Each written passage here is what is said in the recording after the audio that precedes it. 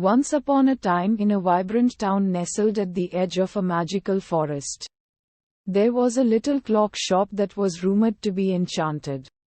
The shop, known as Tick-Tock Timepieces, was run by an elderly clockmaker named Lila. Lila was no ordinary craftsman. He had a secret gift. He could talk to time. Every clock, watch, and hourglass in Lila's shop had a story to tell. And Lila listened to them all. But there was one ancient, grand clock that stood silent. This clock was the oldest in the shop, adorned with intricate carvings and mysterious symbols. No matter how hard Lila tried, it never spoke a word to him. One day, a curious young girl named Lila wandered into the shop.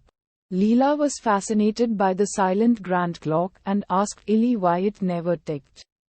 Lila explained that the clock was waiting for something, or someone, but even he didn't know what it was.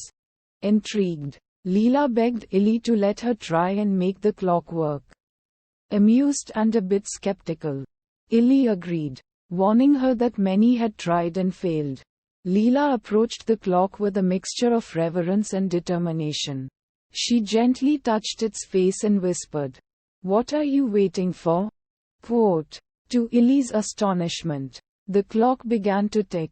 It was a slow, deliberate sound that filled the shop with warmth. The clock had finally found someone it wished to speak to. The clock whispered its story to Lila. It was not just a timekeeper. It was a guardian of moments. Long ago, it was created to protect a treasure trove of lost time. Moments that were precious but had somehow slipped away from their owners. The clock needed a true friend of time to awaken it. Someone who appreciated the value of moments, both big and small. Lila promised to help the clock find these lost moments. Together with Lila, they embarked on magical adventures. Guided by the clock, they visited forgotten memories, witnessed unseen sunsets, and laughed with people who had long since become mere whispers of the past. As Lila and Lila returned these lost moments, the grand clock's ticking grew stronger and more vibrant.